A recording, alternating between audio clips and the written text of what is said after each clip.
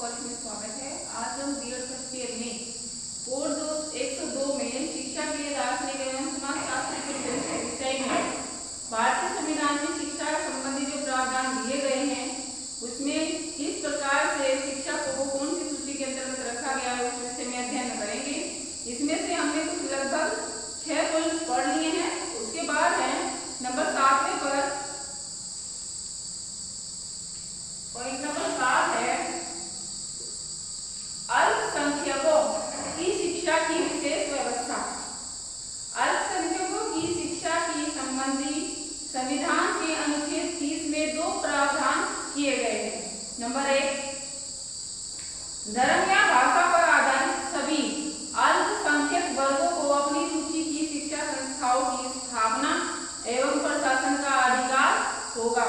अनुच्छेद 30(1) ये बताया गया है अनुच्छेद 30(1) में कि धर्म या भाषा के आधार पर अल्पसंख्यक जो वर्ग हैं उन्हें अपने रुचि के हिसाब से जो उनकी शिक्षा संस्थाएं हैं उनका स्थापना करने का अधिकार उन्हें प्रशासन की तरफ से दिया जाएगा। दूसरा नंबर 2 है शिक्षा संस्थाओं की सहायता देने में राज्य किसी विद्यालय के विरुद्ध इस आधार पर भेद नहीं करेगा कि वह धर्म या भाषा पर आधारित किसी अल्पसंख्यक वर्ग के प्रबंध में है। अनुच्छेद 30(2) ये 2 अनुच्छेद दिए गए हैं। 2 प्रकार के अनुच्छेदों को देने के बाद में शिक्षा संबंधी व्यवस्था करने की पूरी छूट दी गई है। फिर उसके बाद नंबर 8 मातृभाषा के माध्यम से शिक्षा।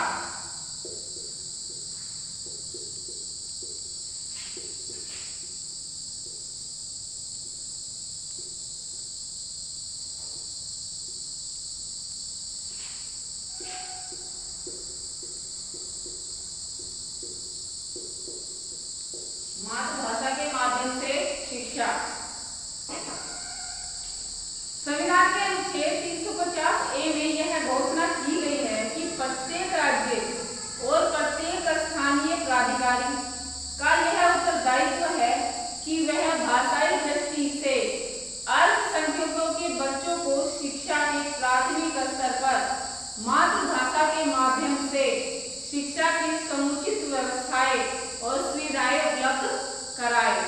यह उत्तरदायित्व वहां के स्थानीय प्राधिकारी का है और इसके प्रत्येक राज्य में यह सभी के लिए मान्य होगा और जो शिक्षा का माध्यम है वह बच्चे की मातृभाषा ही होगी। फिर धार्मिक शिक्षा के विषय में स्पष्ट निर्देश।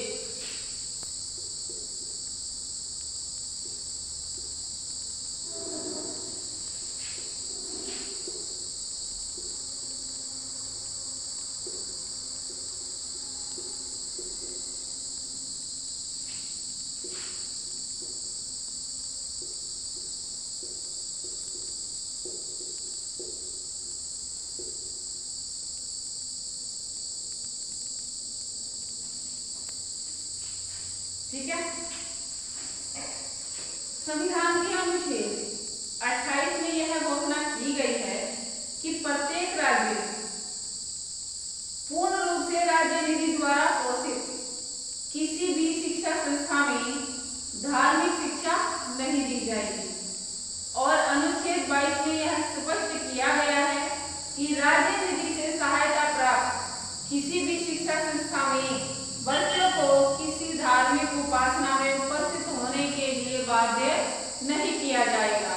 कोई भी बच्चा हो, किसी भी प्रकार का अनुष्ठान है तो अगर वह बच्चा अपने स्वयं की इच्छा से सम्मिलित नहीं होना चाहता है तो उस पर किसी भी तरह की बाध्यता नहीं डाली जाएगी और न ही शिक्षा संस्थानों में किसी भी प्रकार की धार्मिक शिक्षा दी जाएगी। बालकों को सिर्फ चारित्रिक और नैतिक और सामाजिक शिक्षा के देने के ही पक्ष में शिक्षा संस्थाओं को रहना होगा और उन्हें नैतिक और चारित्रिक और सामाजिक शिक्षा दी जाने पर ही विचार करना चाहिए और उन्हें अच्छा नागरिक बनाने के लिए सामाजिक और सभ्य रहने के लिए ही शिक्षा दी जानी चाहिए।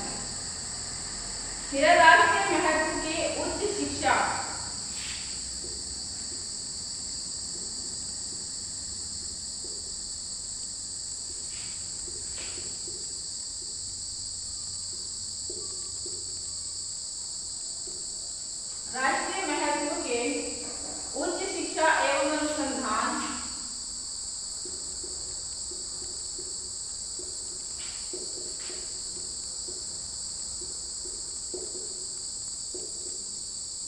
अनुसंधान केंद्रों के व्यवस्था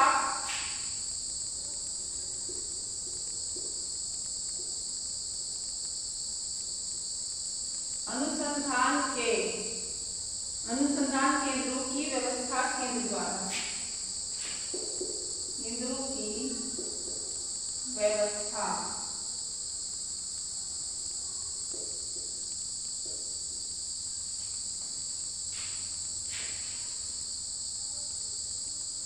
केंद्र द्वारा,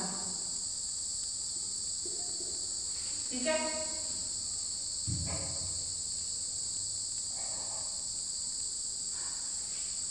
संघ सूची 1 की प्रविष्ट संख्या 22 में उल्लेखित राष्ट्रीय पुस्तकालय एवं संग्रहालय आदि, प्रविष्ट संख्या 63 में उल्लेखित राष्ट्रीय महत्व की जो शिक्षण संस्थाएं जैसे बनारस, अलीगढ़ व दिल्ली विश्वविद्यालय द्वारा, प्रविष्ट संख्या 64 में उल्लेखित केंद्र द्वारा पोषित राष्ट्रीय महत्व की वैज्ञानिक एवं तकनीकी संस्थाएं, ठीक है।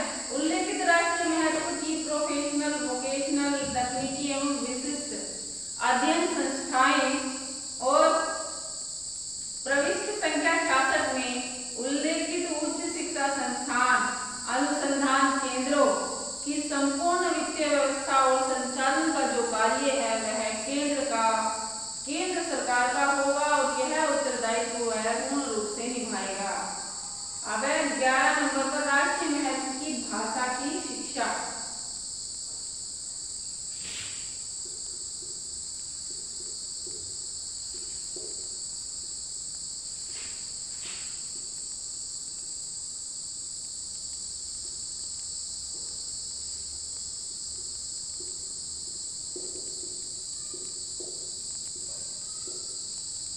राष्ट्रीय महत्व की भाषा की शिक्षा।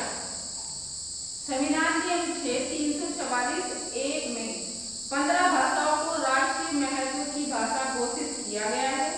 ये भाषाएं हैं असमिया, बंगाली, गुजराती, हिंदी, कन्नड़, कश्मीरी, मलयालम, मराठी, उड़िया, पंजाबी, संस्कृत, सिंधी, तमिल, तेलुगु और उर्दू। ये 15 भाषाएं हैं जिन्हें राष्ट्रीय महत्व की भाषा घोषित किया गया है।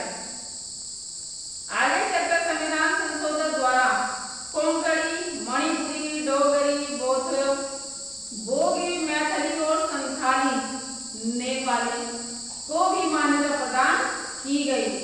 इस प्रकार राष्ट्रीय महत्व की भाषाओं की संख्या 15 + 7 22 हो गई है और साथ ही संविधान में यह घोषणा भी की गई कि इन राज्य की भाषाओं के विकास के लिए आवश्यक प्रयास भी करे जाएंगे।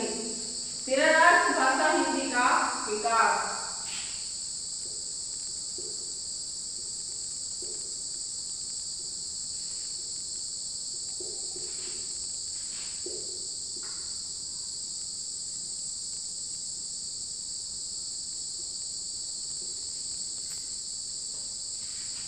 संविधान के अनुच्छेद 343 में हिंदी को संघ की राजभाषा घोषित किया गया और साथ ही अनुच्छेद 351 में इसके विकास के लिए प्रयत्न भी किया गया और उसकी व्यवस्था भी की गई। हिंदी भाषा का प्रसार एवं वृद्धि करना, उसका विकास करना, जिससे भारत की संस्कृति में सब तत्वों को अभिव्यक्त का माध्यम हो सके और उसकी आत्मीयता में हस्तक्षेप किए बिना हिंदुस्तानी एवं अष्टम अनुसूची में उल्लेखित अन्य भारतीय भाषाओं के रूप में शैली और पदावली को आत्मसात करते हुए एवं जहां आवश्यक एवं वांछनीय हो वहां उसके शब्द भंडार के लिए मुख्यतः संस्कृत से और पूर्णतः अन्य भाषाओं से शब्द ग्रहण सुनिश्चित करना संघ का कर्तव्य होगा और यह सब राज्य और संघ के उत्तरदायित्व पर निर्भर करेगा। आज के लिए बस इतना ही।